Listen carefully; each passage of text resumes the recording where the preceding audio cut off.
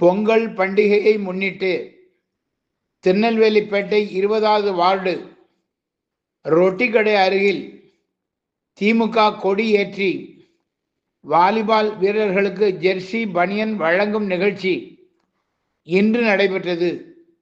20வது ward councillor Mansoor அனைவரையும் வரவேற்று பேசினார்.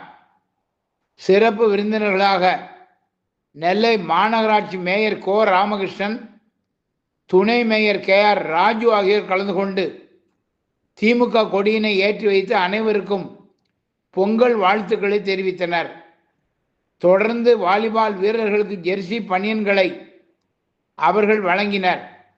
இந்த நிகழ்ச்சியில் அவைத்தலைவர் VK முருகன், கவுன்சிலர்கள் அல்லா பிச்சை, சுப்பிரமணியன், ராஜேஸ்வரி, மாரியப்பன், கந்தன், வட்ட செயலாளர்கள் ஆறுமுகம், மலைக்கண்ணன், புயல் மீனாட்சி, வட்ட பிரதிநிதி லாலா குமார், பிரேம் நசீர், அலி, ஒன்றிய கவுன்சிலர் முபீன், மாநகராட்சி மேயரின் உதவியாளர் சேக்குப்பிள்ளை அப்துல்லா, சிபியானுல் முபாரக் சங்கர் உட்பட பலர் கலந்து கொண்டனர்.